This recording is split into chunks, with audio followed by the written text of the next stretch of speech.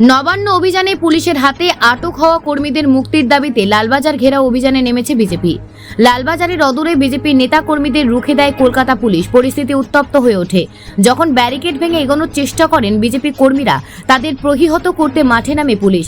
BJP নেতা অনির্বাণ গঙ্গোপাধ্যায় কলকাতা পুলিশকে হিটলারের বাহিনী বলে কটাক্ষ করেছেন। তার দাবি, পুলিশ লাঠিচার্জ করেছে অথচ বলছে মানেনি। তারা কাঁদানে গ্যাস ছুড়েছে, এটা অপরাধ।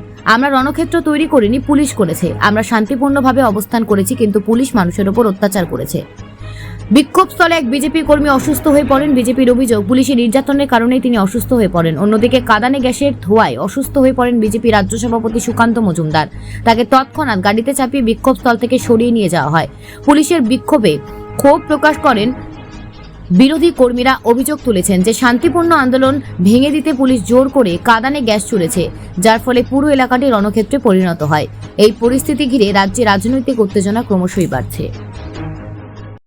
আমরা আমাদের আন্দোলনকে নতুন ভাবে চিন্তা ভাবনা করতে বাধ্য হয়েছি। সেই আন্দোলন বিজেপির আন্দোলন, যেটা সেই আন্দোলনকে আপনাদের সামনে যে রিভাইজড যে আমাদের আন্দোলন সূচি, সেই আন্দোলন সূচি আপনাদের সামনে আমি তুলে ধরতে চাই। এবং মনে রাখবেন, এই আন্দোলন স্বৈরাচারকে হারানোর আন্দোলন, স্বৈরাচারীকে হারানোর আন্দোলন এবং গণতন্ত্রকে পুনঃপ্রতিষ্ঠা করার আন্দোলন। আগামীকাল থেকে আমরা ধর্ণা শুরু করব ঠিক করেছিলাম। আমরা আগামীকাল কোর্টের রায় পেয়েছি।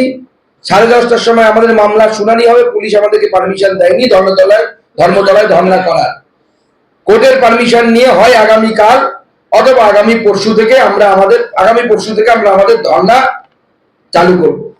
ছাত্র সমাজ যেহেতু আহত হয়েছে, ছাত্র সমাজকে আইনি এবং মেডিকেল হেল্প দেওয়ার জন্য আমাদের যে আজকের যে হেল্পলাইন নাম্বার ছিল, সেই হেল্পলাইন নাম্বারকে আমরা পুনরায় চালু করছি। আজকে থেকে চালু থাকবে, এখন থেকে চালু হয়ে যাচ্ছে। যে কোনো ধরনের মেডিকেল হেল্প এবং লিগাল হেল্পের জন্য ছাত্র, যে সমস্ত পরিবারের লোকেরা যারা বাইরে আছে, পুলিশ প্রচুর ছাত্রদেরকে অ্যারেস্ট করেছে, গ্রেফতার করেছে। তাদের লিগাল হেল্প দেওয়ার জন্য ভারতীয় জনতা পার্টির তরফ থেকে হেল্পলাইন নাম্বার চালু করা হচ্ছে। এই হেল্পলাইন নাম্বারে পরিবার থেকে ফোন করে আপনারা আইনি সহায়তা এবং মেডিকেল সহায়তা আপনারা চাইতে পারেন। আমাদের যে মহিলা কমিশন ঘেরাও ছিল, তার ডেটকে আমরা পরিবর্তন করছি, কারণ পরিবর্তিত পরিস্থিতিতে অনেকে আজকের আন্দোলনে আহত হয়েছে। আমরা আশা করছি সেই মহিলা কমিশনের আন্দোলনে আমাদের মহিলা মোর্চা নেতৃত্ব দেবে, কিন্তু সমাজের মহিলারা আসবে। আমরা সমাজকে আহ্বান করছি যে এই আন্দোলন বিজেপির আন্দোলন নয়, এটা সমাজের আন্দোলন।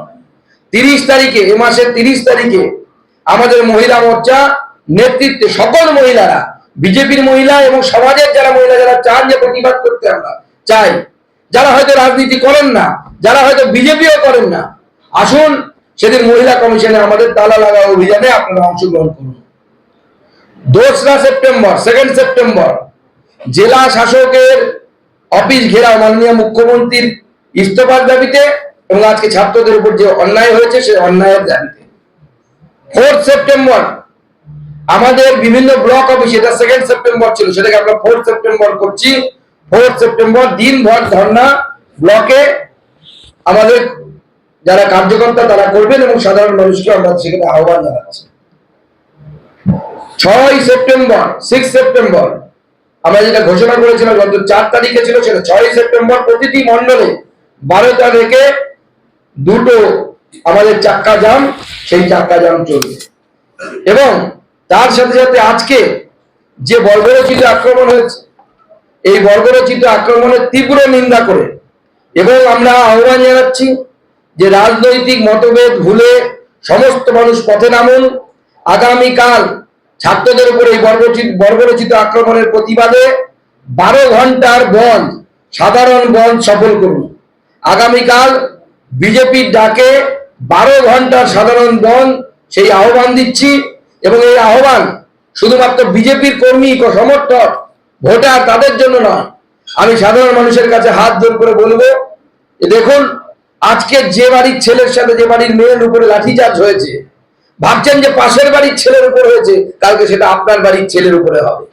আজকে যে ছেলেটি টাকা দিতে না পেরে চাকরি পায়নি, তার চাকরি বিক্রি হয়ে গেছে 15 লক্ষ টাকায় তৃণমূল নেতার দ্বারা, তৃণমূলের দালালের দ্বারা। কালকে আপনার ছেলেটি, যে ছেলেটি পড়ে পড়ে বড় হচ্ছে, স্কুলে যাচ্ছে, কলেজে যাচ্ছে, কালকে তাকে সে তার সম্মুখীন হতে হবে। তাই আমরা সাধারণ মানুষকে বলছি যে আজকে আরজি করে সেই বোনটি, আমার বোন, কারো হয়তো দিদি, কারো হয়তো মেয়ে, সে যেরকম অত্যাচারিত হয়েছে সেরকম কালকে আপনার বাড়ির মেয়েটিও অত্যাচারিত হতে পারে। তাই এই বনকে সর্বাত্মক করুন। এই বন স্বেচ্ছাচারী এবং স্বৈরাচারী সরকারের হাত থেকে পশ্চিমবঙ্গকে রক্ষা করার বন, এবং গণতন্ত্র, স্বাধীনতা এবং আমাদের সুরক্ষা, আমাদের ধর্মীয় সুরক্ষা এখানে থাকছে না, স্বাধীনতা থাকছে না, মত প্রকাশ করতে পারছে না মানুষ। আরজি করে এত বড় ঘটনা ঘটে গেছে, ভয়ে কেউ বলতে পারছে না, সাহস নেই মানুষের। এটাকে গণতন্ত্র বলে? এই গণতন্ত্র প্রতিষ্ঠার জন্য আগামীকাল 12 ঘন্টার বন্ধকে সর্বাত্মক বন্ধে পরিণত করুন।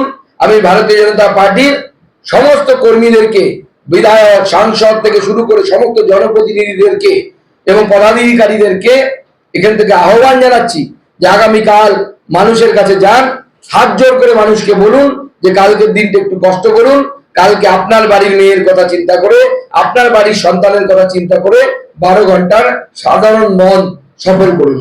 আমার এটুকু বলার ছিল। সবাইকে নমস্কার, সবাইকে ধন্যবাদ।